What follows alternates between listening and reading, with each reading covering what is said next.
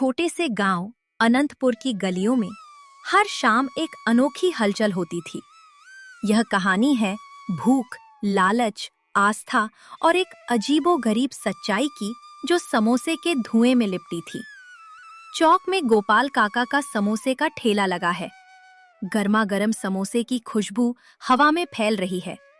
ठेले के चारों ओर लोगों की भारी भीड़ है। हर कोई समोसे का आनंद ले रहा है। कुछ लोग खड़े होकर खा रहे हैं, कुछ इंतजार कर रहे हैं।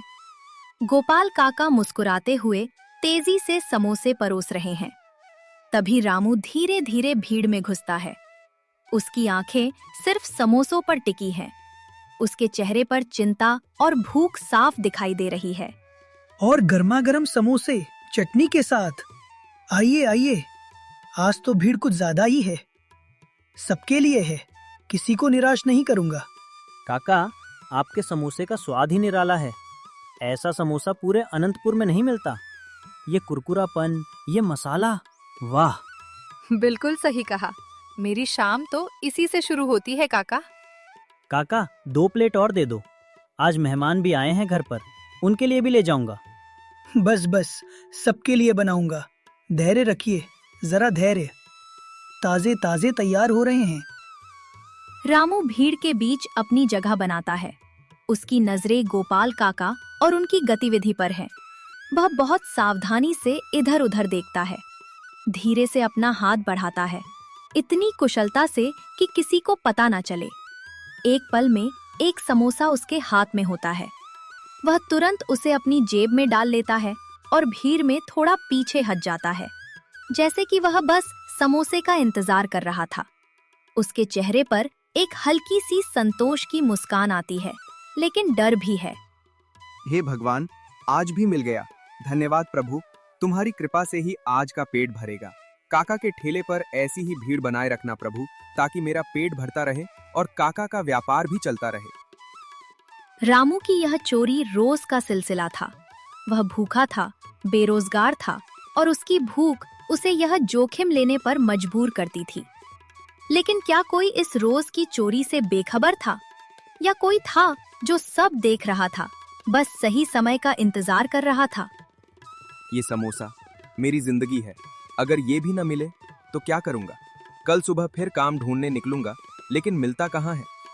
कोई मुझे काम पर नहीं रखता।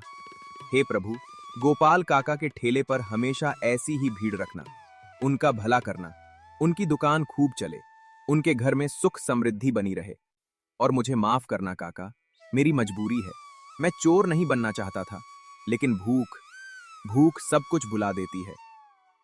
रामू की प्रार्थना सच्ची थी, उसकी भूख से उपजी। वह चोर था, लेकिन उसके दिल में कहीं न कहीं अच्छाई भी थी। वह नहीं चाहता था कि गोपाल काका को नुकसान हो। वह बस अपनी जिंदगी बचाने की कोशिश कर रहा था। लेकिन कब तक यह राज राज रहता? गोपाल काका का ठेला फिर से भीड़ से घिरा है। रामू हमेशा की तरह भीड़ में घुसता है, लेकिन आज एक नई आंख उस पर है। शर्मा जी, जो एक कोने में खड़े होकर सबको देखते रहते हैं, उनकी पैनी नजर रामू पर पड़ती है। वह रामू की हर हरकत को ध्यान से देखते हैं। रामू उसी तरह धीरे से अपना हाथ बढ़ाता है और एक समोसा उठा लेता है। अरे रोको इसे, ये चोर है, सबके सामने चोरी कर रहा है। क्या हुआ शर्मा जी, क्या बात है? इतना शोर क्यों? क्या बात है, आप देखते नहीं काका? ये लड़का रोज आपके ठेले से समोसा चुराता है।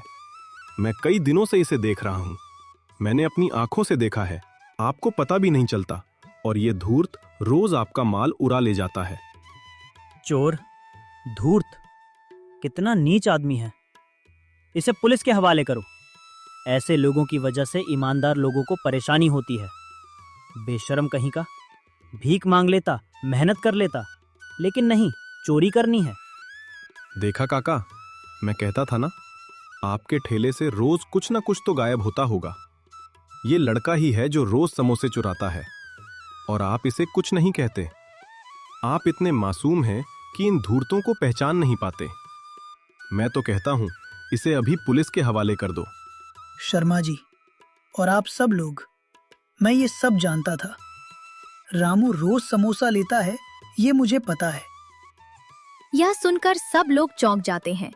शर्मा जी का मुंह खुला का खुला रह जाता है। भीड़ में एक पल के लिए सन्नाटा छा जाता है। रामू भी हैरान होकर गोपाल काका को देखता है। उसकी समझ में नहीं आता कि यह क्या हो रहा है। क्या आप जानते थे और फिर भी? आप मजाक कर रहे हैं काका। आप जानते थे और आपने कुछ नहीं किया। ये तो साफ साफ चोरी है। आप कैसे इसे बर्दाश्त कर सकते हैं? ये तो आपके साथ धोखा है। हाँ, मैं जानता था। और मैं ये भी जानता हूँ कि रामू हर रोज भगवान से क्या प्रार्थना करता है। मैं ये भी जानता हूँ कि वह समोसा क्यों लेता है। सब लोग एक दूसरे को देखने लगते हैं। उनकी समझ में नहीं आ रहा। रामू की आंखें फटी रह जाती हैं। वह सोचता है कि काका को उसकी प्रार्थना के बारे में कैसे पता चला। उसका दिल तेजी से धड़कने लगता है। गोपाल काका का यह खुलासा सबको चौंका गया था।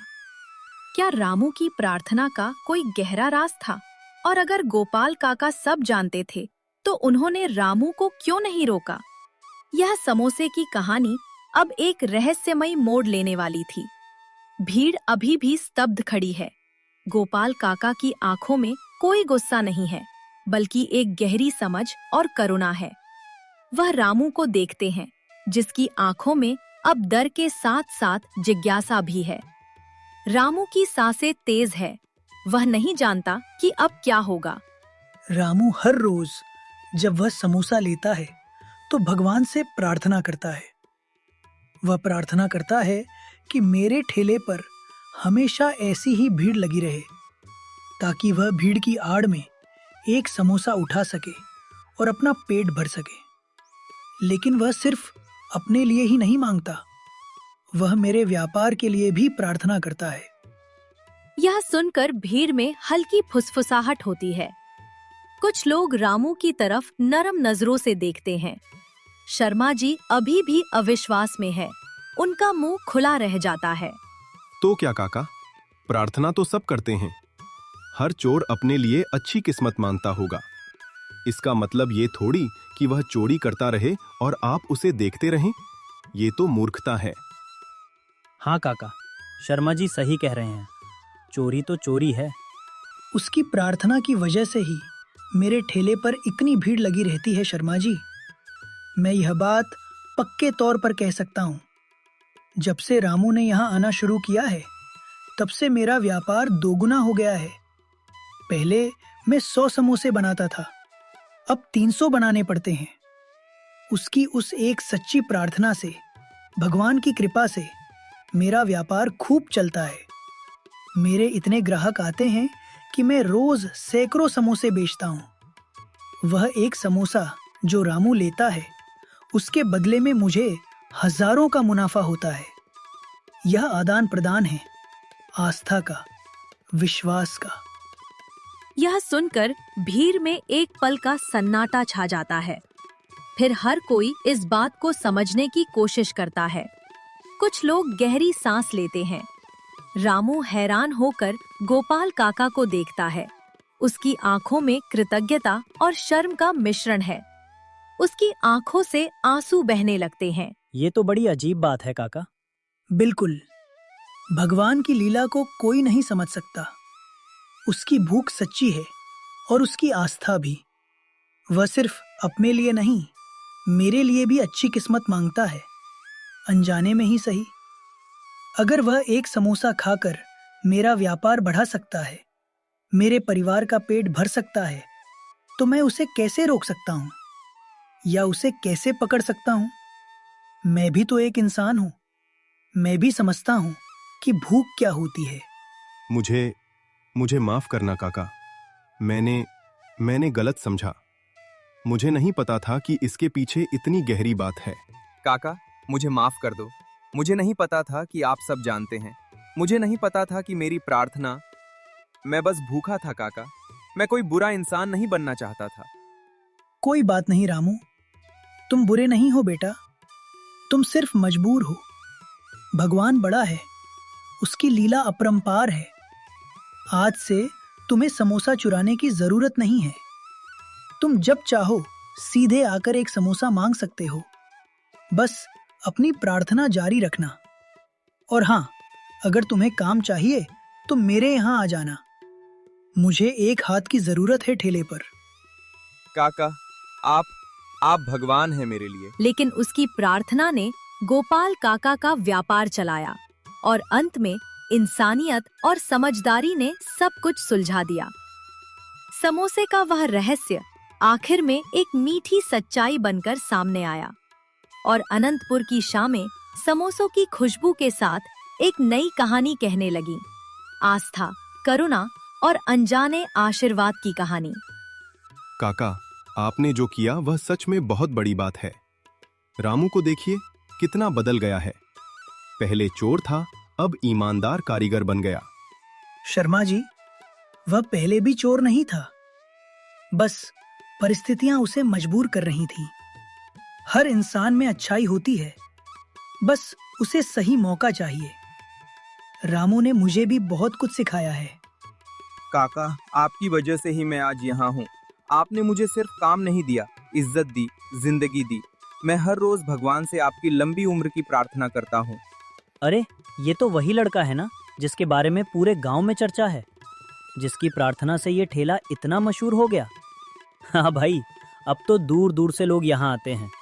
गोपाल काका के समोसे और इस अनोखी कहानी की वजह से ये जगह पूरे इलाके में मशहूर हो गई है। देखिए, जिंदगी में हमें सिर्फ अपने फायदे के बारे में नहीं सोचना चाहिए।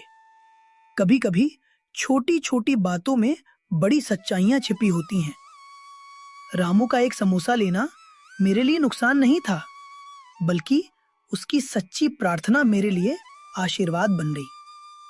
भगवान अपने तरीके से सबका भला करता है। और काका, अब मैं अपनी कमाई से अपना पेट भरता हूँ। ये संतोष व चुराए हुए समोसे में कभी नहीं था। आज मैं गर्व से कह सकता हूँ कि मैं एक ईमानदार इंसान हूँ। काका, आपने मुझे भी बहुत बड़ा सबक सिखाया है।